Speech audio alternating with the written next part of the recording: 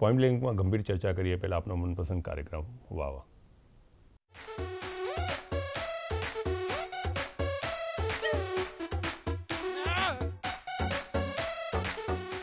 Stop please.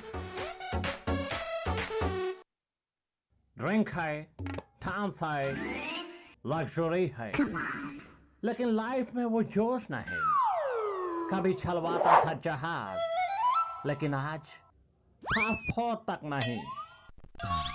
Oh God, अब calendar पर bikini girls नहीं, तेरी तस्वीर लगवाऊंगा. एक बार भगोड़े का टाइटल हटवा दे, बैंकों की फाई चुकाऊंगा. हिंदुस्तान आने से परहेज नहीं, वो तो मेरा घर है. सीबीआई ईडी कहीं तेल ना निकाल दे, इसी बात का डर है. ओए सॉन्ग चेंज करो. जाने कहाँ गए वो दिन.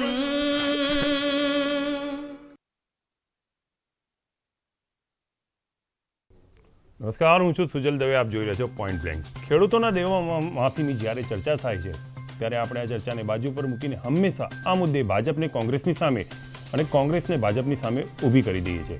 બીજી તરફ બંને રાજકીય પક્ષો સત્તાકાળ દરમિયાન તમે આ ના કર્યું, તમે પેલું ના કર્યું, રૂટીન ભાષા કહીને એકબીજા ઉપર દોષારોપણ કરે છે. આખી ઘટનામાં ખેડૂતની સ્થિતિ જેસે તે જેવી થઈ જાય છે.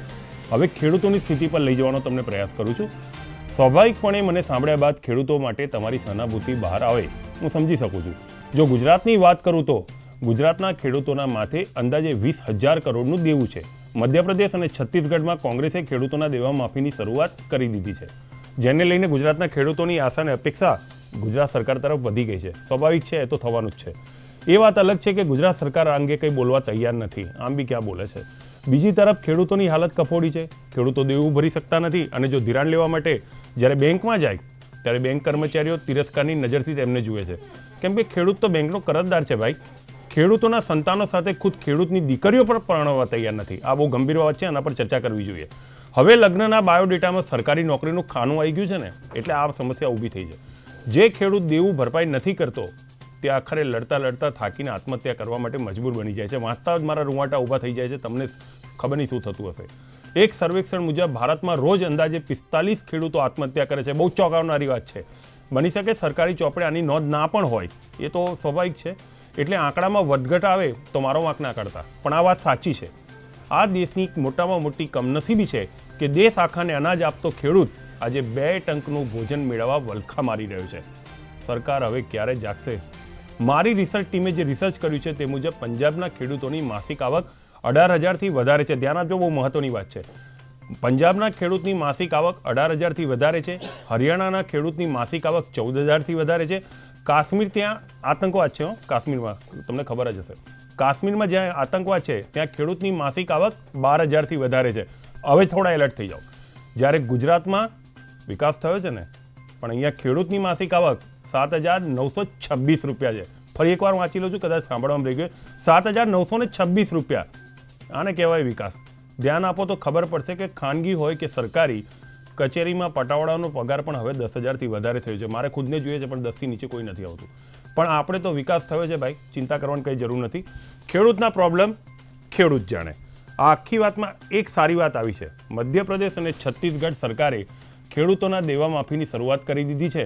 રાજસ્થાનમાં પણ હમણાં હું શોમાં બેઠો પહેલાં સમાચાર આવી ગયા છે, એટલે રાજસ્થાનને પણ અભિનંદન. આ પગલું આવકાર્ય છે. પણ અહીંયા આરબીઆઈના ભૂતપૂર્વ ગવર્નર રઘુરામ રાજનને હું ટાંકવા માગીશ. એમણે એવું કહ્યું હતું કે જો આ રીતે દરેક દેવા માફ કરવામાં આવે ને તો દેશનું અર્થતંત્ર ખાડે પર જશે. રાજનની જો આ વાત માનીએ તો સરકારે દેવા માફી કરતાં કંઈક નક્કર પગલાં ભરવા જોઈએ એવું લાગી રહ્યું છે. પણ આ પગલાં ભરવાના કેવી રીતે? સરકારને તો વિકાસ કરવાનો છે, ખેડૂત માટે સમય જ ક્યાં છે? મધ્યપ્રદેશ છત્તીસગઢના ખેડૂતોનું દેવું માફ થવા જઈ રહ્યું છે, ત્યારે ગુજરાતના ખેડૂતોની પણ નજર સરકાર તરફ મંડાય તે સ્વાભાવિક છે, હું સમજી શકું છું. ગુજરાતના ખેડૂતોના માથે ધ્યાન આપવા જેવી બાબત છે.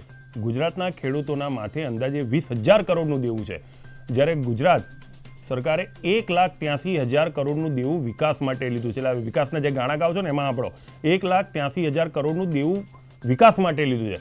એટલે આ વિકાસ એમ નથી થતો, તમે દેવાદાર પણ થઈ રહ્યા છો. આ ખાસ ધ્યાન રાખવા જેવી વાત.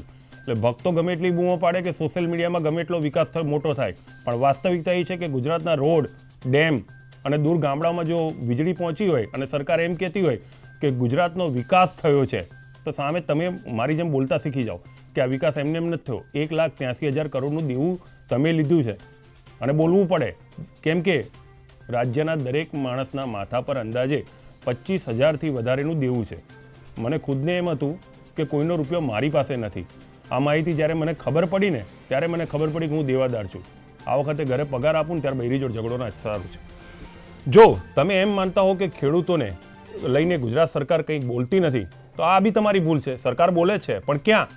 મુખ્યમંત્રી વિજય રૂપાણી 17મી ડિસેમ્બરે ઓડિશા ગયા હતા અને ત્યાંની વિધાનસભાની ચૂંટણીને લઈને ઓડિશા ભાજપ પ્રમુખ બસંત પાડાએ એવી જાહેરાત કરી કે જો ઓડિશાની અંદર ભાજપની સરકાર આવશે તો અહીંયા ખેડૂતોનું દેવું માફ કરવામાં આવશે, ઉપરાંત વગર વ્યાજની લોન પણ આપવામાં આવશે.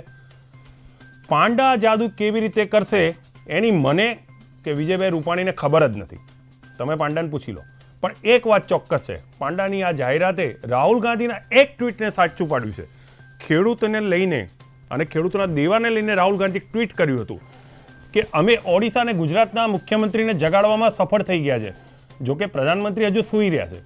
જાગો મોહન પ્યારે જાગો. આજની અમારી આ ચર્ચા ખેડૂતના દેવા માફી પર રહેશે. આ ચર્ચામાં મારી સાથે ભાગ લેવા માટે સ્ટુડિયોમાં જોડાયેલા છે રાજકીય વિશેષજ્ઞ હરિભાઈ દેસાઈ, એમનું સ્વાગત કરું છું. ખેડૂતો માટે સતત લડત આપતા સાગર રબારી, એમનું પણ સ્વાગત કરું છું. સાથે ભાજપમાંથી હેમંતભાઈ પટેલ આવેલા છે, લાસ્ટ ટાઈમમાં ફોન લાઈન પર હાજર હતા, આજે સ્વયં આવેલા, જોઈ લેવો. અને કોંગ્રેસમાંથી હસમુખભાઈ પટેલ આવ્યા છે. આપ સર્વેનું હું સ્વાગત કરું છું. આ ચર્ચાની શરૂઆત કરું એ પહેલાં કેટલાક આંકડા ઉપર તમારા બધાની નજર લઈ જઈશ, જેથી ખેડૂતોની સ્થિતિથી દર્શકો પરની સાથે તમે પણ વાકેફ થઈ જાઓ.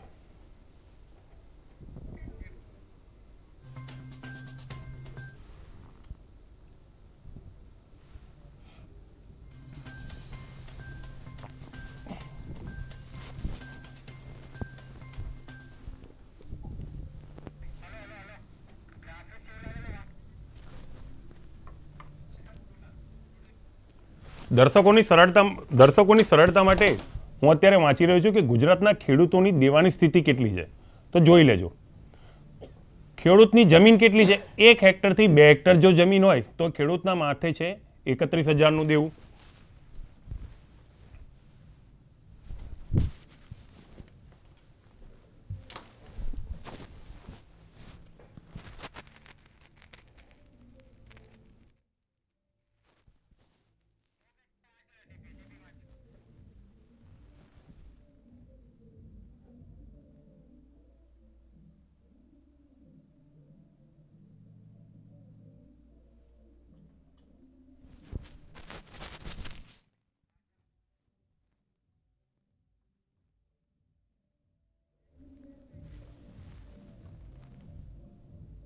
ઠીક છે, હવે તમે ખેડૂતોની પરિસ્થિતિથી વાકેફ થઈ ગયા છો. ચર્ચાની શરૂઆત કરું. ડૉક્ટર દેસાઈ, હું તમારી પાસે આવવા માગીશ. વરિષ્ઠતાના આધારે અધિકાર પણ તમને પહેલો જ મળે છે અને આ વિષયમાં તમે જાણકાર છો. ખેડૂતોનું દેવું માફી કરવું એ ખરેખર સમસ્યાનું સમાધાન છે? ખેડૂતોનું દેવું માફ કરવું એ સમસ્યાનું સમાધાન નથી, પણ સ્થિતિ એવી થઈ છે કે ખેડૂતો દેવાદાર થતા જાય છે. અને બીજું, આપણે ત્યાં ગરીબ મેળા, અત્યારની સરકાર ગરીબી નાબૂદ થઈ ગઈ છે એવો દાવો કરે છે, બધા ગરીબીમાંથી ઉપર આવી ગયા છે. તમે જેમ હમણાં કહ્યું એમ કે વિકાસ થઈ ગયો છે અને છતાં ગરીબ મેળા છે ને આપણે યોજ્યા કરીએ છીએ. આ કોન્ટ્રાસ્ટ છે.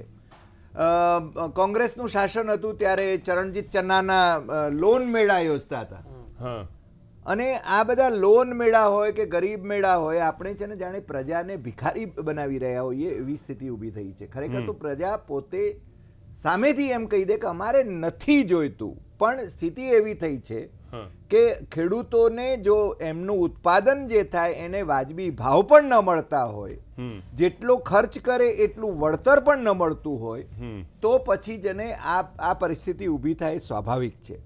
અને બધા જ રાજકીય પક્ષો, ભારતીય જનતા પાર્ટીના મિત્રો ગુજરાતની અંદર દેવું માફ કરવાની વાત નથી કરતા, પણ તમે હમણાં બહુ સરસ રીતે વાત કરી કે ઓડિશાની અંદર માનનીય મુખ્યમંત્રી વિજયભાઈ રૂપાણી ગયા અને એ જ ગાળાની અંદર ત્યાંના ભારતીય જનતા પાર્ટીના પ્રદેશ પ્રમુખે જાહેરાત કરી કે અમે સત્તામાં આવીશું તો અમે છે ને તમારા બધા ખેડૂતોના દેવા માફ કરી દઈશું અને અને બીજું વગર વ્યાજની લોન આપીશું. એટલે વધારે લોન ક્રિએટ્સ લોન. એટલે તમારે કંઈ ભરવાની જરૂર જ નહીં. હવે આ તો ખેડૂતો પૂરતી વાત સીમિત નથી રહેવાની સુજલભાઈ. આ તો છે ને પછી પેલો બેંકના બીજા હપ્તા હોય, ધારો કે મકાનનો હપ્તો હોય, બીજો કંઈ હપ્તો હોય, ટીવી ખરીદ્યું હોય વખતેથી, તો એ બધી લોન પણ શું કામ પછી ભરવા માટે કોઈ વિચારે? એટલે આ બધું છે ને વિશેષ સર્કલ છે, પણ ખેડૂતોને વાજબી ભાવ મળે એ જ એનો સાચો અર્થ છે. સ્વામિનાથન સમિતિએ જે ભલામણો કરી છે એમાં એ જ વાત કરી છે.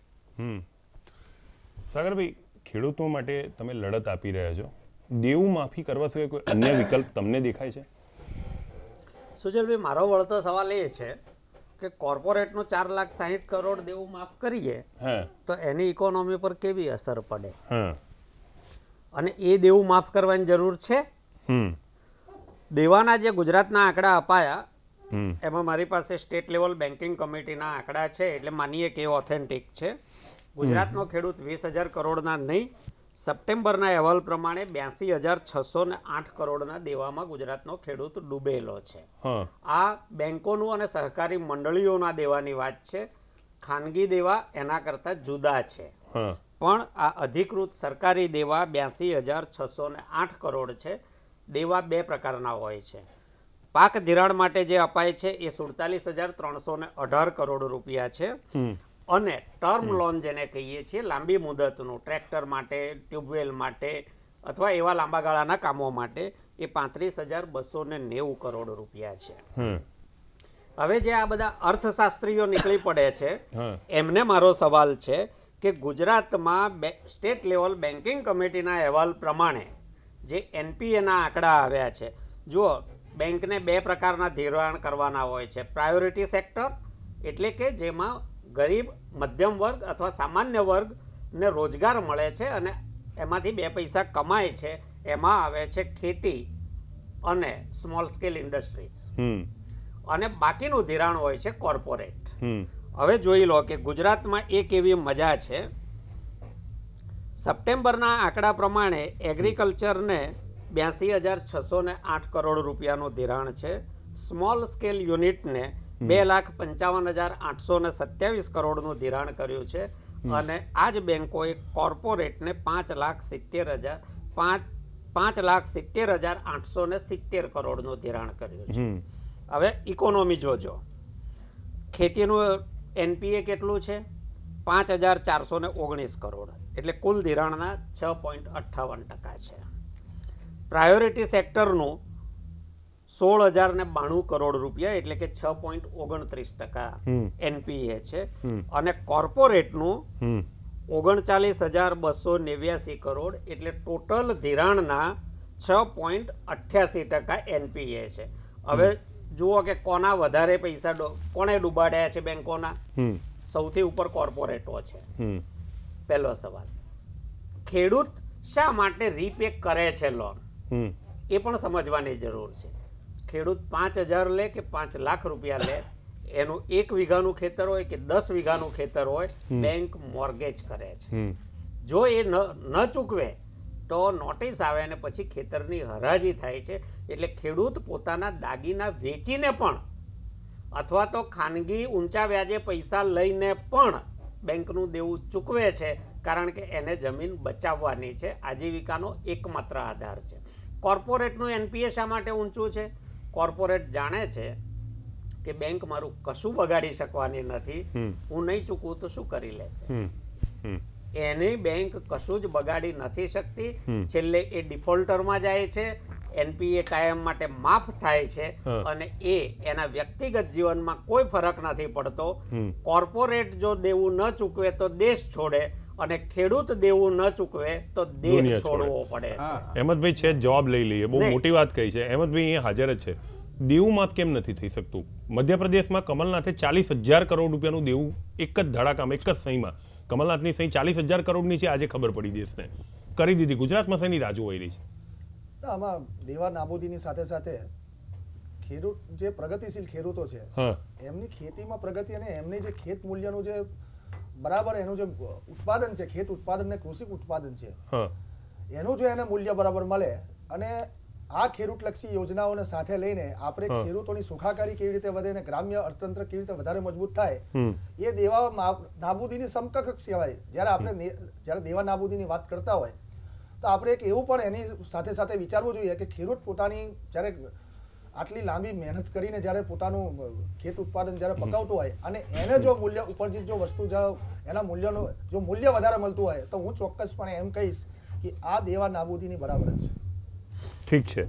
તો આટલા વર્ષમાં હું એવું કહેવા માંગીશ કે ભાઈ 22 વર્ષથી ગુજરાતની અંદર જો બીજેપીની સરકાર છે તો મારા મિત્ર સાહેબ જે અહેમદભાઈએ કીધું તો એ પગલું અત્યાર સુધી બીજેપીએ કેમ ના લીધું ગુજરાત માટે, હું એમ કહેવા માંગુ. ગુજરાતમાં કોઈ જાહેરાત અહેમદભાઈ થતી નથી ને ઓરિસ્સામાં જઈને બીજેપી જાહેરાત કરીને આવે છે. એમણે જે જાહેરાતો કરી છે એ જાહેરાતો બખૂબી નિભાવે.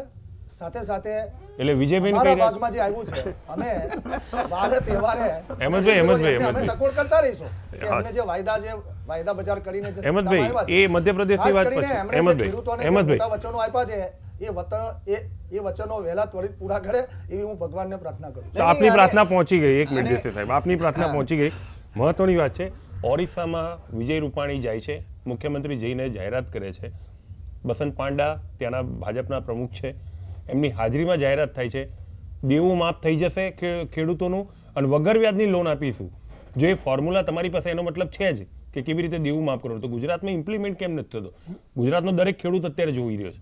ભાજપની સરકારે ઉત્તર પ્રદેશમાં માફ કર્યું છે, મહારાષ્ટ્રમાં માફ કર્યું છે, એમાં પણ જોલમોલ છે. એક મિનિટ, એના ઉપર બી હું આવીશ. એમાં પણ જોલમોલ છે, એમાં જોલમોલ છે, એમાં જોલમોલ છે. અને એમાં એક બીજો મુદ્દો હું ઉમેરવા માંગુ છું કે માનનીય વડાપ્રધાન શ્રી જ્યારે વડાપ્રધાનના પદના ઉમેદવાર હતા ત્યારે જે ભાષણો કરતા હતા એ ભાષણોની અંદર એમણે કહ્યું હતું કે હું જેવોને એમ કે સત્તામાં અમારી સરકાર થાય અને પહેલી જ મિટિંગમાં, પહેલી જ કેબિનેટ મિટિંગમાં હું છે ને ખેડૂતોનું દેવું માફ કરી દઈશ. પણ હજુ અત્યાર સુધી અમે તો પ્રતીક્ષા કરીએ છીએ 15 લાખની જેમ. કેબિનેટની હતા અને લોલીપોપ હતી, એ આ વસ્તુ પરથી સાબિત થઈ છે. 3 રાજ્યોમાં એટલે તમે જે 3 રાજ્યોની આપણે વાત પછી કરી. સત્તામાં કરીને બતાવ્યું છે, કોંગ્રેસે આ વસ્તુ કરીને બતાવી છે કે ખાલી વાત કરે છે એવું નથી. આપણે પક્ષાપક્ષીથી દૂર રહીને ખેડૂતોની સુખાકારી હા બસ કોંગ્રેસ મહત્વની વાત છે. ખેડૂતોની સુખાકારી કેવી રીતે લઈ લીધું છે એમ મારું કહેવું છે. કૃષિ ઉત્પાદન છે એનું કેવી રીતે વધારે મળે, કોંગ્રેસે અને તરત જ લઈ લીધું છે મારું એમ કહેવું છે. ખેતીમાં અત્યારે જોતરી રહ્યું છે એ કેવી રીતે જે ખેતીની અંદરથી રોજગારીની તકો એ કોંગ્રેસને ખબર છે એટલે તો કોંગ્રેસે લઈ લીધું છે. બીજેપીને આ વસ્તુની ખબર નથી. કોંગ્રેસને તો આ વસ્તુ કે ખેડૂત અત્યારે બેહાલ છે એ ખબર છે એટલે તરત જ એમને લઈ લીધું છે. 3 રાજ્યોમાં વચનો આપીને આવ્યા છે, વચનો આપીને તરત જ પૂરા કર્યા છે. એમણે તરત જ 2 કલાકની અંદર જેવી સરકાર બની એમાં 2 કલાકની અંદર જ ખેડૂતોનું દેવું માફ કરી દીધું છે. ઘણી યોજનાઓ તમે જાહેરાતો કરી છે. તમે કોંગ્રેસે તો ખેડૂતો માટે ખૂબ કામ કર્યા છે સાહેબ. કોંગ્રેસે તો ખેડૂતો માટે મેં મારી પ્રસ્તાવનામાં જ કીધું હતું કે જ્યારે પણ ખેડૂતનો મુદ્દો આવે છે ને ત્યારે આપણે ભાજપને કોંગ્રેસ સામે, કોંગ્રેસને ભાજપ સામે મૂકીએ છીએ, મુદ્દો ત્યાં રહી જાય છે. આ ફોપણ એ દિશામાં જઈ રહ્યો છે. તરત એક્શન લીધી છે અને એ ઇમ્પ્લિમેન્ટેશન કરી એમ મારું કહેવું. હેમંતભાઈ, હું એના પક્ષીથી દૂર રહીને ગુજરાત પક્ષાપક્ષીની વાત જ નથી સાહેબ. કોંગ્રેસે કામ કરવા માટે સરકાર બની અને તરત જ કામ કર્યું છે એમ. હસમુખભાઈ, હું તમારા જ મુદ્દાનો એક જવાબ લઈ રહ્યો છું. હેમંતભાઈ અત્યારે હાજર છે, જવાબ આપણે લઈ લઈએ. હેમંતભાઈ, ઓરિસ્સાની અંદર ભાજપના પ્રમુખ બસંત પાંડા અને વિજય રૂપાણી ગુજરાતના મુખ્યમંત્રી બંને જાહેરાત કરે છે ખેડૂતોનું દેવું માફ થઈ જશે, વગર વ્યાજની લોન આવશે. આ પેલી જાહેરાત છે કે આપણે 2028માં ચાંદ ઉપર જઈશું જો ને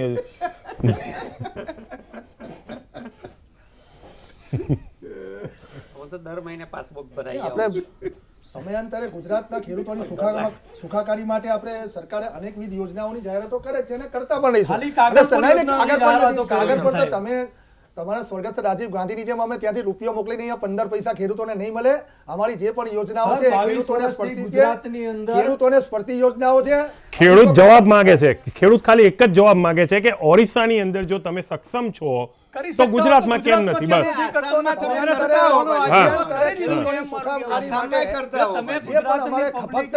છેતરવાનું બંધ કરો, પબ્લિકને ખબર પડી ગઈ જાહેરાતો નહીં, પણ જે પણ કરવાનું થશે એ મેં જરૂર કરીશું. ક્યારે કરશો હવે સત્તામાંથી ગયા પછી? કરતા જ આવ્યા 22 છે. વર્ષથી આપ ગુજરાતની અંદર કામ કરી રહ્યા છો. ખેડૂતોએ કેટલા બધા ગુજરાતની અંદર આંદોલનો કર્યા સાહેબ, છતાં તમે ખેડૂતોનું સાંભળતા નથી. ઉત્તર પ્રદેશની વાત પર આવું. મને ઓરિસ્સાનો જવાબ નથી મળ્યો અહેમદભાઈ, અને ગુજરાતના ખેડૂતો બિચારા અત્યારે નાસીપાસ થઈ જશે કે અહેમદભાઈ જવાબ ના, નાસીપાસ નહીં, અમે ખેડૂતોની સાથે છીએ. કેવી રીતે? ખેડૂતોની તમામ સંવેદના દેવામાં સાથે છો કે માફીમાં સાથે? નહીં, ખેડૂત લક્ષી અમે તો ખેડૂતોની દરેક વાત જે પણ હોય એ અમે સાંભળવા જ બેઠા છે, અને ખેડૂતોની સુખાકારી માટે જે પણ કરવાનું થશે ક્યાં સાંભળી છે સાહેબ? પબ્લિકને ખબર પડે છે તમે ક્યાં સાંભળી છે? હજી પીઠ દુખે છે. સાણંદમાં જે રીતે ખેડૂતો ઉપર એ લોકોએ અત્યાચાર કર્યો તો હજી સાણંદના ખેડૂતોને બિચારાને યાદ છે. તમારા જે શાસનના જે સર, કરીને બતાવ્યું સાહેબ, નીતિન પટેલનું આજે એક ટ્વીટ આવ્યું છે, ના ભૂલવા જોઈએ. એક મીડિયાનું નિવેદન છે. ખેડૂતોના ઉપર જે દમનો થયા છે કોંગ્રેસના શાસનમાં, એ પણ આપણે ના ભૂલવા જોઈએ. હા, આપણે એ યાદ રાખજો. અગાઉ તમને કહ્યું તેમ પક્ષાપક્ષીથી દૂર રહીને પણ આપણે તમે સત્તામાં આવ્યા તો તમે તો ખેડૂતોની કરો. સુખાકારી હું એમ સામા છે. કહેવા માંગુ છું, ખેડૂતોના જે કૃષિ ઉપજો છે એને કેવી રીતે મૂલ્ય તમે સંવર્ધન ભાવ સત્તામાં મળે. આવ્યા પછી તો કરો. અને હું એમ સત્તામાં કહેવા તમે આયા છે ને માંગુ ત્રણ રાજ્યોમાં, હવે ખોટા વચનો અહેમદભાઈ, તમે આપી. ખેડૂતની સાથે છો ને? ખેડૂત નીતિન ખેડૂત જ છીએ ને, ખેડૂતોની સાથે શું? ચલો, અમે બહુ ખેડૂત જ છીએ સરસ, ભાઈ. મળીને આનંદ થયો. હવે મહત્વની વાત, ને હવે કઈ દેવા- રીતે ખેડૂતો જોડે? દેવું માફ નહીં થાય. તમે એને ઉલટું અર્થઘટન, દેવું માફ નહીં. દેવાની જે દેવા નાબૂદી જેવી જે બીજી અનેકવિધ ગુજરાત સરકારની જે યોજનાઓ છે, જણાવો ને પણ કઈ કઈ યોજના હા, બસ. ઘણી મહત્વની વાત, 258 જણાવો, સરકારે અમે તો જણાવો.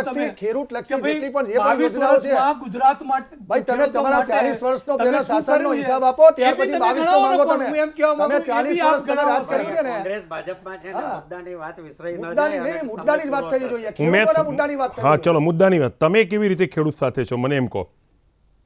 અહેમદભાઈ, તમે ખેડૂત સાથે કેવી રીતે છો? મારો પ્રશ્ન ત્યાં જ છે. છેલ્લા 2003 પછીના ગાળાની અંદર ગુજરાત સરકારે જે પણ ખેડૂતલક્ષી જેટલી પણ જે પણ કઈ યોજનાઓ જે જાહેર કરી છે એ સીધી ખેડૂતોને સ્પર્શનારી છે. ખાસ કરીને નર્મદા કઈ યોજનાથી યોજનાઓ? લઈને તમે તમારા યોજના, ભાઈ તમે તમારા શાસનની યોજનાઓ ગણાવો ને પહેલા, ત્યાર પછી તમે મારી પાસે હિસાબ માંગો. ખેડૂતલક્ષી જે પણ કંઈક યોજનાઓ છે, ખેડૂતોની સુખાકારી કેવી રીતે વધે, ગ્રામ્ય અર્થતંત્રને કેવી રીતે મજબૂતાઈ બક્ષી શકાય, અને ખાસ કરીને ખેત ઉત્પાદનની સાથે સાથે યુવા રોજગારીની તકો કેવી રીતે ઊભી થાય, એ તમામ પ્રયત્નો ગુજરાત સરકારે કરેલા છે અને અમે કરતા રહીશું. ગુજરાતની 220 નદીઓ છે. જો આપણે ખેતીની સમસ્યાનું નિવારણ કરવું હોય ને તો 220 નદીઓ પર બંધ બાંધી અને પાણીને આપણે રોકી નથી શકતા. એ આપણી કમજોરી છે. કલ્પસર યોજના આજે પણ ચાલુ કરવા જોઈએ. છે. દરિયાનો ખારાશ જમીન, જે ખેતીલાયક જમીન છે એમાં વધી રહી છે. ખેતીનો પાક આના કારણે નુકસાન છે. સાગરભાઈ, આનો જવાબ આમની જોડે લો. તો મારે યોજનાઓ બાબતે જ કહેવું છે કે એમણે જે ખેડૂતો માટેની 2003 પછીની યોજનાઓની વાત કરી. હમણાં મુખ્યમંત્રીશ્રીએ જાહેરાત કરી જસદણની ચૂંટણીના એક દિવસ પહેલા 650 કરોડના વીજળી બિલો માફ કરવામાં આવશે. હવે આ 650 કરોડ કોના બાકી છે એ જરા જોઈ લો. 6,22,000 ગ્રાહકોને આ યોજનાનો લાભ મળવાનો છે. 5,30,000 મકાનો એટલે રહેણાંકના કનેક્શનો આવી રીતે કપાયેલા છે. કેમ કપાયેલા છે હું પછી કહું છું. 99,000 એ નાના નાના ઉદ્યોગો કે વેપારીઓ કે એ લોકો જે હોય એમના કનેક્શન કપાયેલા છે. ખેડૂતોના માત્ર ને માત્ર 20,553 કનેક્શનને જ આનો લાભ મળવાનો છે. આ 650 કરોડ ક્યાં જવાના? ફરી એકવાર બોલી નાખો. ફરી બોલી નાખો. 650 કરોડની અહેમદભાઈને સંભળાય એ રીતે બોલ્યો. સાંભળવાની તો હસમુખભાઈ એક મિનિટ. અહેમદભાઈ જવાબ લઈશ. આમાં જવાબ આપવો પડશે તમને. 6,22,000 ગ્રાહકોને 650 કરોડની આ માફીનો લાભ મળવાનો છે. એમાં 5,30,000 એ રહેણાંકના મકાનોના વીજળી કનેક્શનોને લાભ મળવાનો છે. 99,000 વેપારી કનેક્શનોને લાભ મળવાનો છે. અને જે ખેડૂતોના નામે જાહેરાત થઈ એ ખેડૂતો માત્ર 20,553 છે જેમને આ લાભ મળવાનો છે. એક મિનિટ, આ એક યોજના. થોડા વખત પહેલા મુંબઈની બેંકના આરટીઆઈમાં મળેલા જવાબો હતા કે મુંબઈના બોરીવલીમાં ખેડૂતો કયા આવ્યા કે જે પ્રતિ ખેડૂત 95 કરોડ રૂપિયા ધિરાણ લઈ ગયો છે. કારણ કે આ પ્રાયોરિટી સેક્ટરનું 4% નીચા વ્યાજે મળતું ધિરાણ એક ખેડૂતને 95 કરોડ રૂપિયા આપ્યા છે. એ ખેડૂત કોણ હતા એનું લિસ્ટ જોઈએ છે. ત્રીજું, સિંચાઈની ને એ બધી આપણે ખારાશની વાત કરીએ છીએ ને. હું 2 દિવસ પહેલા જામનગરમાં હતો. વાણિયા ગામ પાસે 15 વર્ષ પહેલા ડેમ બનેલો છે, 25% કામ બાકી છે, આખું પાણી જતું રહે છે ચોમાસાનું, 15 વર્ષથી એ ડેમ પૂરો નથી થતો. ખેડૂતો અત્યારે 3 દિવસના ધરણા પર બેઠા છે કે આ ડેમ પૂરો કરો તો અમારા 15 ગામને સિંચાઈનો લાભ મળે. આ દરિયાકાંઠાના ખારાશ આગળ વધી રહી છે, વરસાદ નથી એની વાત છે. તમે એ લોકોને મેસેજ કરો. અહેમદભાઈએ કીધું છે કે અમે ખેડૂત સાથે કરીશું, એમને મેસેજ કરીશું. બીજો એ જ જામનગર જિલ્લાનો જામખંભાળિયાનો વંદડી ડેમ 20 વર્ષથી બાકી છે, પૂરો નથી થતો. દરિયાકાંઠે બનેલા કેટલા બંધારા રિપેર થયા અને કેટલા લીકેજ છે એનો કોઈ હિસાબ મળતો નથી. ડિસિલ્ટિંગ નથી થતું, ડેમો આખા ભરાઈ ગયા છે. કેગ રાડો પાડીને કહે છે કે ડેમોનું ડિસિલ્ટિંગ કરો નહીતર પાણી નહીં બચે. હવે મારે એ વાત કહેવી છે કે એમણે જે યોજનાઓ અને ગુજરાતમાં એગ્રીકલ્ચર ડાયરેક્ટરના સિંચાઈની સગવડ મેળવતી જમીનનો આંકડો છે 42 લાખ હેક્ટર. આપણો કુલ વાવેતર વિસ્તાર કેટલો છે? 99 લાખ હેક્ટર. એમાંથી 42 લાખ હેક્ટરને સિંચાઈ મળે છે. એ 42 લાખ હેક્ટરમાં કઈ સિંચાઈ ગણેલી છે? નર્મદાની 17.92 લાખ હેક્ટર જમીન એમાં ગણી લીધી છે આગોતરી. આજે આપે છે 6,28,000, એટલે 12 લાખ તો ખોટા એમાં વધારીને બતાવ્યા. હા, એટલે કેનાલો જ નથી, એટલે 12 લાખ તો હજી બાકી છે અને છતાં 42 લાખ ગણાવે છે. એ 12 લાખ બાદ કરીએ તો 30 લાખ હેક્ટર. તો એમનો 30 લાખનો આંકડો ખેડૂતો કેવી રીતે સાચો માને? કોણ વિશ્વાસ કરે આમનો? જે યોજનાઓની વાત છે, અરવલ્લી જિલ્લામાં આજે પણ પૂછી લો કે એમણે મગફળી વેચી પૈસા મળ્યા છે? કેટલા દિવસ થયા? ખેડૂતોને પૈસા નથી મળતા. અને આ આખી વાતમાં માત્ર ને માત્ર દેવામાં આને ગણવાની જરૂર નથી. અમે દેવા માફી માગીએ છીએ, સાથે જ માગીએ છીએ. એ જ શ્વાસે, એ જ અવાજે ઇન્ફ્રાસ્ટ્રક્ચર શબ્દનો તમે જે દુરુપયોગ કર્યો છે અને માત્ર ને માત્ર અર્બન અને ઇન્ડસ્ટ્રીયલ ઇન્ફ્રાસ્ટ્રક્ચર ઊભું કર્યું છે. અમારે એગ્રીકલ્ચર ઇન્ફ્રાસ્ટ્રક્ચર જોઈએ છે. ગુજરાત સરકારની એગ્રીકલ્ચર પોલિસી જોઈએ છે. ગુજરાતમાં અમને એગ્રીકલ્ચર કમિશન જોઈએ છે. ઇન્ફ્રાસ્ટ્રક્ચરમાં અમારે ગામડામાં પાકોનું વેલ્યુ એડિશન જોઈએ છે. અમારે એગ્રોબેઝ ઇન્ડસ્ટ્રીઝ જોઈએ છે જેમાં અમારા છોકરાઓને કામ મળે, અમારા પાકોનું વધારે મૂલ્ય મળે. અમારે પછી એપીએમસીના ભાવોની કોઈ ગરજ નથી. જો અમને એગ્રીકલ્ચર ઇન્ફ્રાસ્ટ્રક્ચર આપો. અમે એકવાર દેવા માફી માગીએ છીએ એનો મતલબ એ નથી કે અમારે ફરીથી દેવામાં ડૂબવું છે.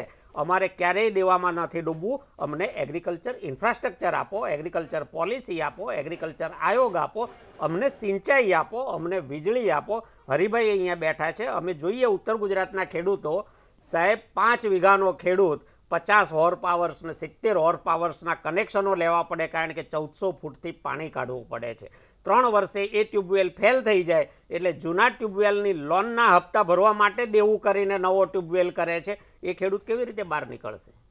અને જે ઉદ્યોગો સાવ મફતના ભાવે જમીન લઈ જાય, પાણી લઈ જાય, છેક સુધી તમે રેલવે લાઈન નાખી આપો, છેક સુધી રોડ રસ્તા બાંધી આપો, છેક સુધી વીજળી પહોંચાડો 24 કલાકમાં, એમને પણ પાછી તમારે દેવા માફી આપવી છે.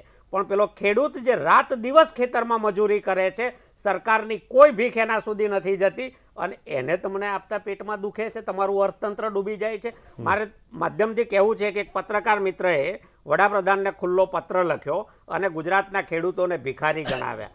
પત્રકાર મિત્ર, તમારું જો પૂરું ન થતું હોય તો આવજો, આજીવન તમને બાજરો પૂરો પાડીશું. ભીખમંગા કોણ છે એનો હિસાબ ત્યાં થઈ જશે. બીજું, ટેક્સ નથી ચૂકવતા અને લોકોના ટેક્સમાંથી અમે માગીએ છીએ. અમે કઈ વસ્તુ પર ટેક્સ નથી ચૂકવતા? સાબુ પર નથી ચૂકવતા, વોશિંગ પાવડર પર નથી ચૂકવતા, ટ્રેક્ટર પર નથી ચૂકવતા, ડ્રીપ ઇરિગેશનની મશીનરી પર નથી ચૂકવતા, ખાતર ઉપર અમે ટેક્સ નથી આપતા, રાસાયણિક દવા ઉપર અમે ટેક્સ નથી આપતા, બિયારણ ઉપર અમે ટેક્સ નથી આપતા. કઈ વસ્તુ છે જેમાં અમે ટેક્સ નથી ચૂકવતા? કોના ટેક્સના નાણાંની વાત કરો છો? અને તમારું અર્થતંત્ર જો તૂટી જતું હોય તો ગુજરાતના માથે 2.5 લાખ કરોડનું દેવું શેને માટે કર્યું? તમે ના તો નવા ડેમ બાંધ્યા, ના સરકારી કોલેજો બાંધી, ના એન્જિનિયરિંગ કોલેજો બાંધી, મેડિકલ કોલેજો કરી, શિક્ષણ પ્રાઇવેટાઇઝેશન કર્યું. સરકારી પૈસે બનેલી ભુજની કોલેજ તમે અદાણીને પધરાવી દીધી. ત્યાં તમારું અર્થતંત્ર ન તૂટી ગયું. એ અમારા ટેક્સના પૈસા નહોતા જે આખી હોસ્પિટલ બની પ્રધાનમંત્રી કોષમાંથી. તમે પૈસા ઊભું કરવાનું આખું અમારા પૈસે, પધરાવવાનું તમારા કોર્પોરેટ મિત્રને, એમાં તમારા અર્થતંત્રમાં તેજી આવે છે. અને જ્યારે અમારું અમે પાછું માગીએ ત્યારે તમારું અર્થતંત્ર તૂટી જાય છે. ત્યારે અમે ભિખારી થઈ જઈએ છીએ. જવાબ લઈએ છે એમાં જવાબ આપો. એમાં એક જ જી, જી. કરી દઉં એક મુદ્દાની. મને લાગે છે એમણે બોરીવલીમાંથી જે કોર્પોરેટ એગ્રીકલ્ચર લોનની જે વાત કરી છે એમાં બહુ જ મોટા ઉદ્યોગ ગૃહો એ આ સસ્તી લોન ખેતીવાડીને નામે લઈ રહી છે. એટલું તો મને લાગે છે આપણે વાચકોને બિલકુલ શ્રોતાઓને કહેવું જોઈએ, દર્શકોને કહેવું મેં જોઈએ. સભાને ધ્યાનમાં રાખીને ટૂંકું કર્યું, સારું કર્યું ઉમેર્યું. જવાબ આપજો. ગુજરાતમાં માનો કે ભાજપના શાસનમાં ડેમો નથી બંધાયા, બંધારા નથી બંધાયા, કશું જ કર્યું નથી. ઇન્ડસ્ટ્રીયાલિસ્ટોને જમીનો આપી દીધી. કમસે કમ એટલું તો તમે કબૂલો કે ગુજરાતનો જે એગ્રીકલ્ચર જે કૃષિ પેદાશ છે એ કેટલી વધી છે એ હું સાગરભાઈના મુખેથી જાણવા માંગુ છું. સાગરભાઈ જુઓ, જેમાં બધા આંકડા મેં જોયા કે એનો કોઈ સાચા માની શકાય એવા છે જ નહીં. બે સરકારી આંકડા સામે મૂકીએ એટલે એક જુઠ્ઠો નીકળે છે, બરાબર. એકબીજાને જુઠ્ઠો સાબિત કરે છે. ગુજરાત સરકાર જે કૃષિ વિકાસ દર કહે છે 2%માં અને ગુજરાતનો કેગ નો અહેવાલ એને માત્ર 3.6% કહે છે. અહેમદભાઈ આપણે બંને જોઈ લઈએ કે એમાં પાછું એક ઉમેરણ કરવા જેવું છે. આ સરકાર મેનોપ્લુટ કરવામાં એકદમ હોશિયાર છે કે ગુજરાતનો એગ્રીકલ્ચર ગ્રોથ રેટ એ 5% હતો ત્યારે આઈએએસ અધિકારીઓને એવી સૂચના આપવામાં આવી હતી કે જરા જેકઅપ કરો અને એ જેકઅપ કરીને 12% કરીને લઈ ગયા જ્યારે મુખ્યમંત્રી પાસે, તો કે હજુ જેકઅપ કરો એટલે 22% થયું. અને આ જે સંબંધિત અધિકારી હતા એમને છે ને એમના ઉપરી એ પૂછ્યું કે ભાઈ તે આ 5% નો 22% કઈ રીતે ચમત્કાર કર્યો? તો કે કાગળ સાહેબ વો મુझे પૂછના નહીં. કાગળ મેજિક પર શો. Magic show. અહેમદભાઈ મારે તો ખાસ કરીને જે બંને જે પ્રબુદ્ધ મારા જે સાથી મિત્રો બેઠા છે, કદાચ એમની વાતો પરથી મને એવું લાગે છે કે સવારથી સાંજ સુધી કદાચ ભાજપની ખામીઓ શોધતા હોય તો અમને એ ખામીઓ બદલાવો તો અમે એને દૂર કરવાની કોશિશ કરીશું. પરંતુ ખેડૂતોના નામે, પરંતુ આજે આંકડાકીય માહિતી ખોટી અમને આ સરકારી આંકડા છે, તમારી જ સરકારના આંકડા છે. અહેમદભાઈ, આ તમારી જ સરકારના આંકડા છે. તો પબ્લિકનો જનાધાર અમારી સાથે કેવી રીતે હોય? તમે કબૂલી લો કે અમે વહીવટ કરવામાં નિષ્ફળ ગયા છે. અહેમદભાઈ, કબૂલી લો અમે વહીવટ કરવામાં નિષ્ફળ ગયા છે એવું કબૂલી લો. વહીવટ કરવામાં તમારી સરકારના આંકડા છે અહેમદભાઈ. પબ્લિકનો જનાધાર અમારી સાથે કેવી રીતે છે? હકીકતમાં તો અમારે વિરોધ પક્ષમાં હોવું જોઈતો હતો. અહીંયા જનાધાર તમારી જોડે રહે એની ચર્ચા નથી થતી, અહીંયા ખેડૂતની થાય છે. સાગરભાઈએ જે આંકડા કીધા છે એ બધા સરકારી આંકડા છે, એમના મનગઢંત આંકડા નથી. એટલે તમે સાગરભાઈએ જે આંકડા આપ્યા છે એમના પોતાના આંકડા નથી, સરકારી તમારી સરકારના આંકડા છે. તમારી સરકારોમાં શું થયું છે ને એ બધાને ખબર છે. આ સરકાર બિલકુલ ખેડૂતોના કામ માટે બિલકુલ નિષ્ફળ ગઈ છે અને હવે એ કબૂલવા પણ તૈયાર નથી કે ભાઈ અમે વહીવટ કરવામાં અમે નિષ્ફળ ગયા છે, એ પણ કબૂલવા તૈયાર નથી. વહીવટમાં કોણ નિષ્ફળ ગયું છે બધાને ખબર છે. તો 3 રાજ્યમાં તમને બતાવ્યું કે નિષ્ફળ કોણ ગયું છે. 3 રાજ્યમાં જે ઇલેક્શન આવ્યું અને પબ્લિકે તમને બહુમતી વચનો પૂરા કર્યા છે. 2 કલાકની અંદર કોંગ્રેસે જે વાયદા કર્યા, ભારતની અંદર જે બી ડેમ બનાવ્યા કોંગ્રેસ સરકારે બનાવેલા છે. સિંચાઈની જેટલી યોજના બનાવી છે એ બધી યોજના કોંગ્રેસ સરકારે બનાવી છે. મનરેગા બનાવી છે કોંગ્રેસ સરકારની. નરેન્દ્ર મોદી સાહેબ જે મનરેગા કરે છે કોંગ્રેસ સરકારની સ્કીમ છે. તમે એક પોલિસી તમે બનાવી હોય તો દર્શકોને બતાવો કે કોંગ્રેસ કે બીજેપીએ એક પોલિસી કરી હોય તો તમે કોંગ્રેસ તમે બધી પોલિસીઓ કોંગ્રેસ સરકારની લીધી છે અને એ બી તમે અનગણત રીતે રજૂ કરી છે.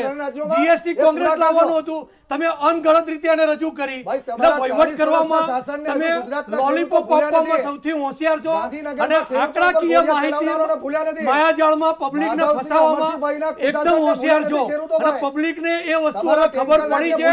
એટલા માટે 3 રાજ્યમાં તમને જાકારો આપ્યો છે.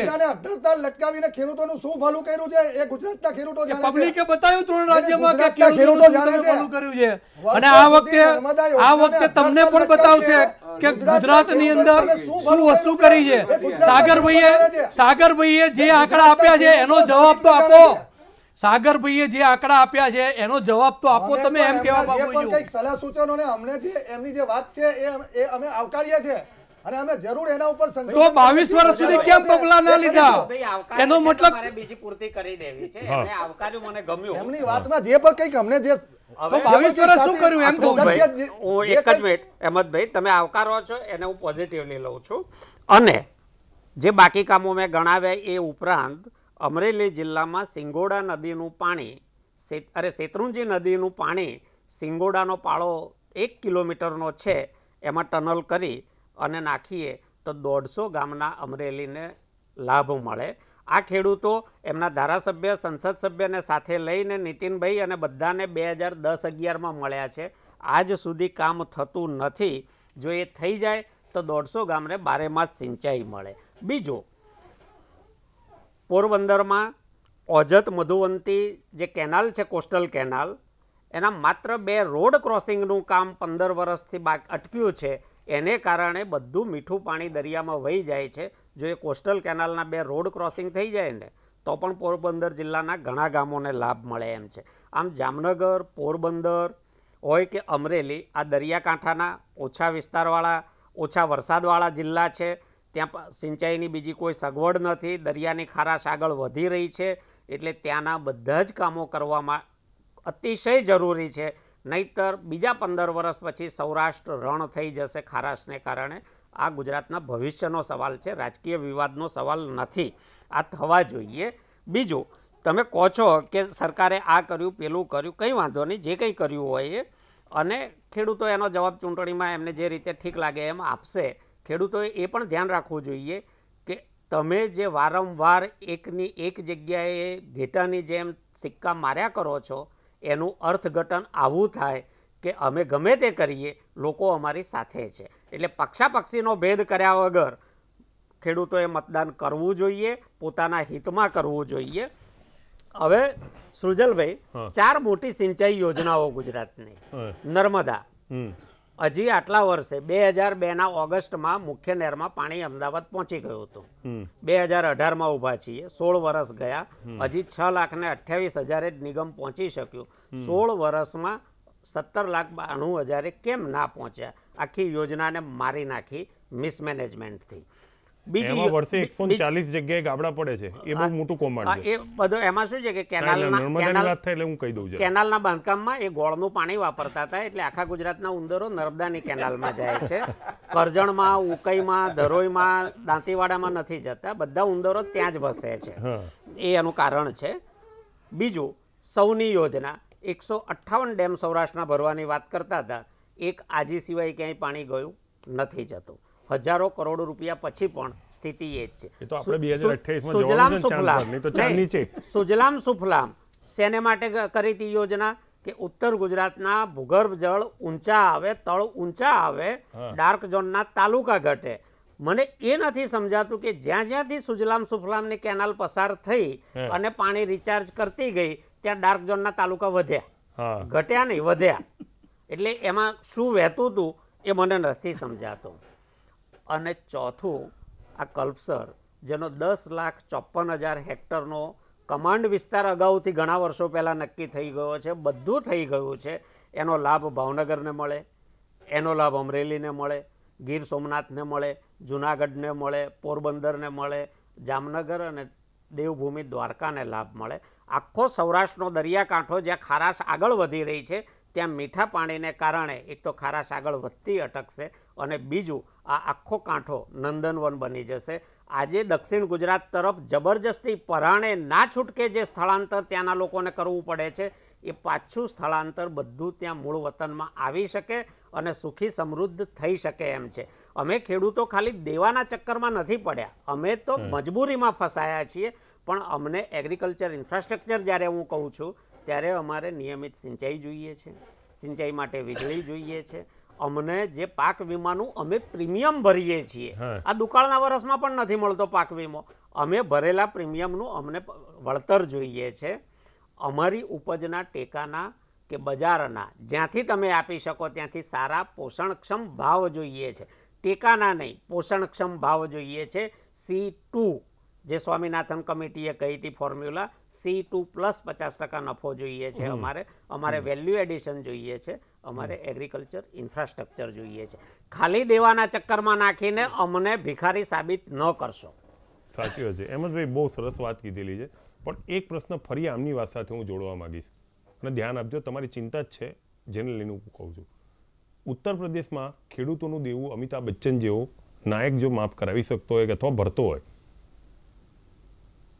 તો ગુજરાતમાં આપણને તકલીફ ક્યાં પડે છે? તકલીફ તો એમાં દેવા નાબૂદી છે જ નહીં. ખેડૂતોની સુખાકારી માટે મેં તમને અગાઉ કહ્યું કે તેમ ખેડૂતોની સુખાકારી માટે દેવા નાબૂદીની સાથે સાથે જે પણ કંઈ અનેકવિધ યોજનાઓ છે અને એનાથી જો અગર ખેડૂતોની સુખાકારી વધતું હોય ને ખેડૂતોના કૃષિ ઉપરનું જો મૂલ્ય જો વધતું હોય ને એમને પોષણ સંભાવ મળે તો આ દેવા નાબૂદીની સમકક્ષ જ છે. અને જરૂર પડે જે પણ કંઈક તો 22 વર્ષમાં કેમ નથી કર્યું એમ મારું કહું છું. તમે પટેલ સાહેબ જવાબ આપવા માંગો તમારી છો. ચિંતા તમે છે કેમ પટેલ કર્યું કેમ સાહેબ નથી 22 વર્ષમાં? તમારો બી કઈ ઓછો સમય નથી ગયો. 22 વર્ષ ગુજરાતમાં બીજેપીએ શાસન કર્યું છે એમ. ખેડૂતોના નામ પર ખોટા આંદોલનો કરીને સત્તામાં આવ્યા છો. માંડ તે બી માંડ પણ તમે કર્યું હોત તો ખેડૂતોએ આંદોલન જ ના કરવું પડે. તમે 22 વર્ષમાં કશું નથી કર્યું એટલે ખેડૂતોએ આંદોલન કરવું પડ્યું છે. અને સાગરભાઈ જે રીતે વાત કરે છે, તમે 22 વર્ષ ગયા છે છતાં તમે નથી કર્યું એટલે ખેડૂતોએ આંદોલન કરવું પડ્યું છે. 3 રાજ્યોના ખેડૂતો મીટ માંડીને બેઠા છે અને એમનું તમે ખૂબ ભલું કરજો. અને અમે તો તમને કોંગ્રેસે તો ભલું કર્યું જ છે અને અમને તો તમે ભલું કરશે જ. કારણ કે કોંગ્રેસ પોલિસી મેકર બરાબર છે. કોંગ્રેસની પોલિસીમાં ખેડૂતો કેટલા પાયમાલ થયા છે એ બધાને ખબર છે. ખેડૂતોની કોંગ્રેસની પોલિસીમાં ખેડૂતો કેટલા પાયમાલ થયા છે બધાને ખબર છે. બીજેપી જેટલા તો નથી થયા. બધાને ખબર છે. સાગરભાઈએ જે રીતે કીધું ખેડૂતો બધાને ખબર છે. એટલા તો બીજે સાગરભાઈની વાતમાં જે પણ કંઈક છે ને એમાંથી કંઈક અમારે કંઈક મેળવવાનું છે. અમે જરૂર મેળવીશું ખેડૂતોની સુખાકારી માટે. અમારે જે પણ ચલો સીધી વાત કરીએ. ક્યારે કરશો? 22 વર્ષ થઈ ગયા, હવે ક્યારે કરશો? હું એમ પૂછું છું. આપો ને હિસાબ. તમે 22 વર્ષ કરતા 40 વર્ષનો હિસાબ અમે તો ડેમ બી બનાવ્યા છે, તમે તો એટલું નહીં કર્યું. ડોક્ટર દેસાઈ, હું તમને સીધો સવાલ પૂછું. 2019ની ચૂંટણીની વાત કરું, જે હમણાં ચૂંટણીઓ ગઈ એમાં તમે જોયું જ હશે કે કિસાન કાર્ડ રમવામાં આવ્યું છે. જ્યાં પણ હોય, ભાજપ હોય કે કોંગ્રેસ હોય, ભલે કોંગ્રેસે દેવું માફ ભલે કર્યું હોય પણ કાર્ડ તો રમેલું જ છે ને કોંગ્રેસ. 2019માં હવે અત્યારે જે વાતાવરણ છે એ જોતા કિસાન કાર્ડ તૈયાર થઈ રહ્યું હોય અને એના પર જ ચૂંટણી થાય એવું તમને લાગે છે?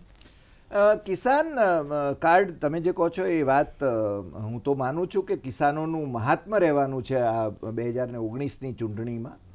અને હજુ મને લાગે છે કે આ 3 રાજ્યોની જે ચૂંટણી થઈ કે 5 રાજ્યોમાં ભારતીય જનતા પાર્ટીની જે હાર થઈ એ સિગ્નલ લઈને ભારતીય જનતા પાર્ટીની કેન્દ્રમાં જે સરકાર છે કે રાજ્યમાં જે સરકાર છે કે રાજ્યોમાં જે સરકાર છે એ લોકો ચેતે અને એમણે જે વચનો આપ્યા છે એનો અમલ કરે તો મને લાગે છે કે 2019માં એમને ફાયદો થઈ શકે.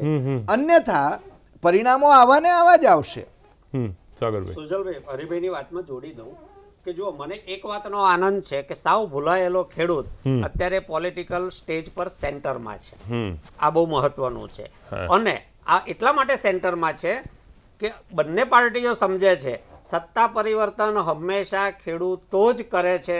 ચાહે બ્રિટિશરોનું હોય, ચંપારણ, ખેડા, બારડોલીના સત્યાગ્રહથી હોય કે ગુજરાતમાંથી કોંગ્રેસનું જવું આ ખેડૂત આંદોલનને જ આભારી હતું. અને હાલનો સત્તાધારી પક્ષ પણ જો કોઈ પણ પ્રકારના ભ્રમમાં રહેશે કે અમે વિકાસ કર્યો છે અને ખેડૂતો ખુશ છે તો સત્તા પરિવર્તનનો ભોગ બનશે 2019માં, એવું મારું સ્પષ્ટ માનવું છે. વિકાસ તો 1,83,000 કરોડ રૂપિયાના ભોગે થયો છે એટલે વિકાસનું નામ ના લેતા તમે.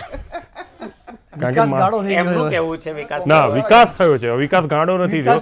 25,000 મારા પણ છે. હા, વિકાસ થયો છે. ગુજરાતના માથે દેવું કેશુભાઈ 11,000 કરોડ છોડીને ગયા હતા એ 2.5 લાખ કરોડે પહોંચ્યું છે. દેવામાં વિકાસ થયો. દેવામાં 100% વિકાસ થયો છે. કેટલું દેવું છે? 25,000 અને 38,000 સમથિંગ, 38 કે 38,000 સમથિંગ એટલે કે 39,000 રૂપિયા દેવું છે વ્યક્તિ દીઠ. છતાં વિકાસ થયો છે. જુઓ, શિક્ષણમાં આપણે પાછળ ગયા છીએ, વિકાસ કર્યો છે કારણ કે 2 ના 8 થવું એટલે 6 નો વધારો છે. 8મા ક્રમે ગયા. ખેડૂતોની આવકમાં 12મા ક્રમે ગયા. મૂડી રોકાણમાં 4થા કે 5મા ક્રમે ગયા. આપણે ઘણો વિકાસ કર્યો છે પણ નીચે પડવા આ ભારત સરકારના સાગરભાઈના કે હરિભાઈના નથી અને કોંગ્રેસ સરકારના નથી. ભારત સરકારના આંકડા જ આ રહ્યા છે. અહેમદભાઈ શું કહેશો આના ઉપર? ખેડૂતોની સુખાકારી માટે અને ખાસ કરીને ગ્રામ્ય અર્થતંત્રને મજબૂતાઈ બક્ષવા માટે જે પણ કંઈક સરકારે પગલાં લેવાના છે એ લઈ રહી છે. મારે અહેમદભાઈનું અર્થશાસ્ત્ર સમજવું છે. નહીં, અર્થશાસ્ત્ર તો અમે સમજેલા છે. સાગરભાઈ, હવે મને એવું અમને દૂરબીન આપો તો અમને દેખાય કે કઈ જગ્યાએ લઈ રહી છે. સાગરભાઈ, તમે કોંગ્રેસના પ્રવક્તા, સુજલભાઈ, અમને દૂરબીન મળે તો અમને ખબર પડે કે ભાઈ અમને દેખાય કે કઈ જગ્યાએ આ થઈ રહ્યું રહેવાનું છે. છે. જુઓ અહેમદભાઈ, ખેડૂત ના, ના, એક મિનિટ, નહીં, જરા તમે સાંભળી લો, તમે જવાબ આપજો. 22 વર્ષનો હું 22 વર્ષના કોંગ્રેસનો આંકડાઓની વાત કરો છો પ્રવક્તા નથી ને, તો એ 40 તમારું વર્ષના આંકડાઓ કરો ને. સદનસીબ છે. જો નહીં, તમે 40 વર્ષના પાર્ટીનો પાછળના કેસ પણ આંકડાઓ પહેલો કરો.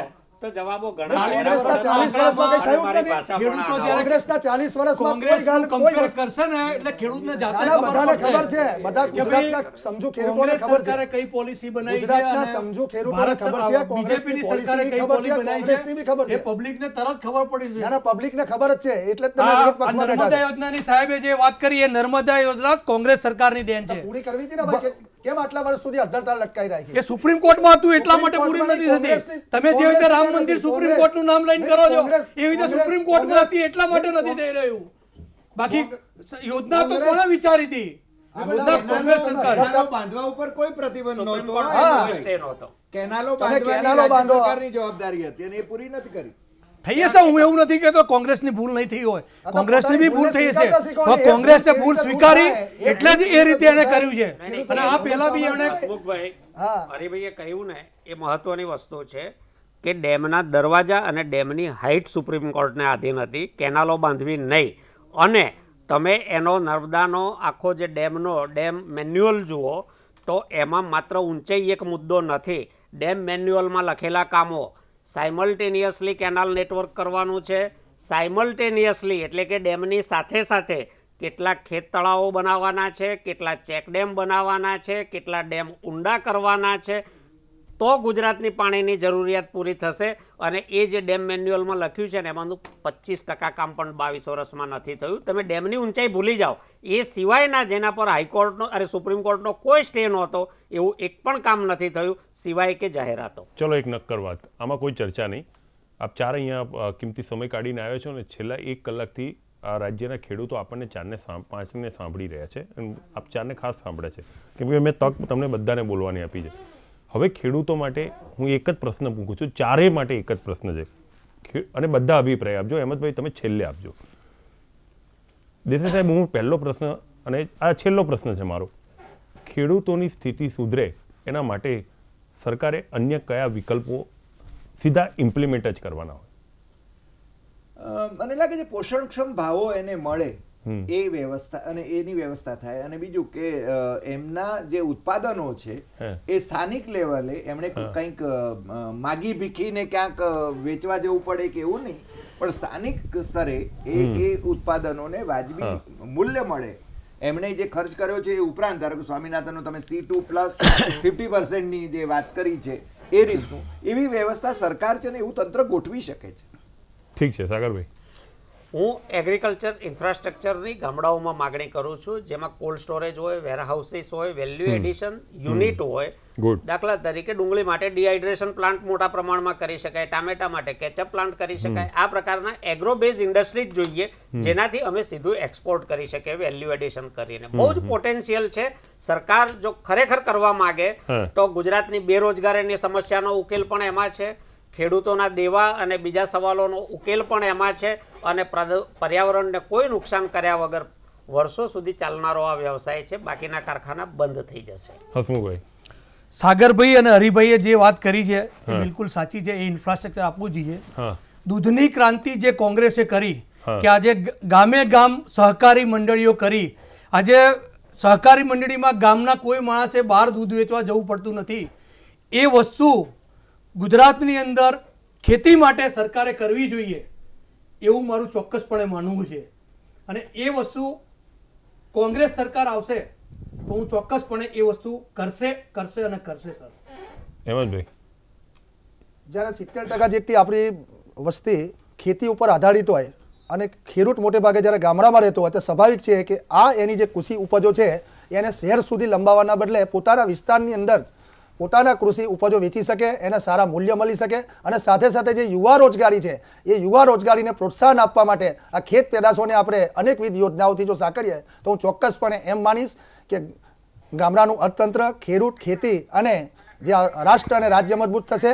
અને ચોક્કસપણે હું એમ કહીશ કે જે બેકારીની જે સમસ્યા છે એ બેકારીની સમસ્યા ફક્ત એક ખેતી જેવી વસ્તુ છે જે દૂર કરી શકાય એમ છે અને ખેત પ્રોત્સાહનને જેમ બને તેમ આપણે વિવિધ યોજનાઓ આપીને એને પ્રોત્સાહિત કરવી જોઈએ. તો આ હતી આજની ચર્ચા. આ ચર્ચામાં ભાગ લેવા માટે ડૉક્ટર દેસાઈ, ડૉક્ટર સાગરભાઈ રબારી, હસમુખભાઈ પટેલ અને હેમંતભાઈ, તમે કિંમતી સમય કાઢીને આવ્યો એટલે તમારો વિશેષ આભાર.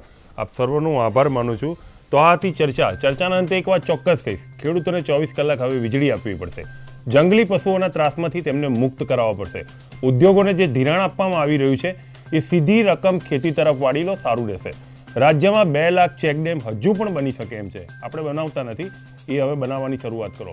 370 જેટલા સિંચાઈ બંધ બની શકે એવી જોગવાઈ રાજ્યમાં છે, એ ભૂગોળ ગુજરાતની છે, એને બનાવવાની શરૂઆત કરો. અને સૌથી મહત્વની વાત હું કહેવા જઈ રહ્યો છું કે પાણીને રાજ્યની 220 નદીઓ પર બંધ બનાવીને રોકવું પડશે. પાણી આપણી મૂડી છે. અંતમાં દર વર્ષે નર્મદા કેનાલમાં જે 140 ગાબડા પડે છે ને, એ કૌભાંડની તપાસ કરાવશો તો પણ આપણો ખેડૂત સારો થઈ જશે. પણ સરકાર આ નહીં કરે, કેમ કે એની મનસા નથી. ગુજરાતે વિકાસ કર્યો છે. ખેડૂતોને રામ ભરોસે મૂકીને નમસ્કાર કહું એ પહેલાં હું દર્શકોને એક વસ્તુ કહેવા માંગીશ કે તમને આ મારો કાર્યક્રમ કેવો લાગ્યો છે તેના અભિપ્રાય તમે મને ફેસબુક ઉપર આપી શકો છો. સુજલ દવે મારું આઈડી છે. આ ઉપરાંત વોટ્સઅપ પર પણ આપી શકો છો. મારી ચેનલ ઉપર વોટ્સઅપ નંબર સતત ચાલુ જ હોય છે. કાર્યક્રમમાં નમસ્કાર કહું અને મને ખબર છે કે આ ગંભીર ચર્ચા દરમિયાન તમે બહુ જ ગંભીર થઈ ગયા છો. એના માટે આપનો મનપસંદ કાર્યક્રમ ભૈયાજી સ્માઇલ.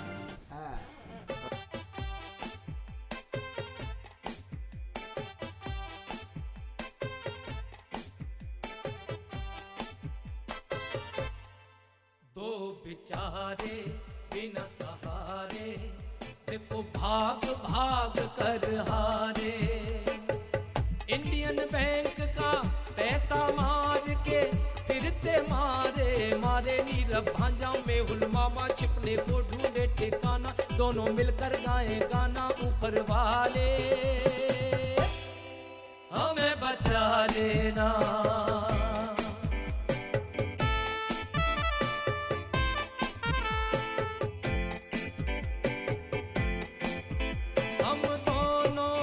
पीएनबी में किया है घोटाला. अफसरों को लालच दे के ये डाका है डाला. इससे पहले के राज खुल जाता हमने इंडिया को कर दिया टाटा. बैंक को घाटा रुपया बांटा जनता देखे मारे चाटा. ऊपर वाले हमें बचा लेना.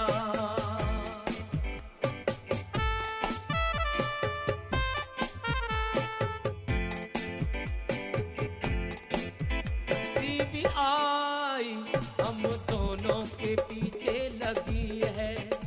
ईडी भी 7 देशों में पीछे पड़ी है. बेकार है ये सोना चांदी.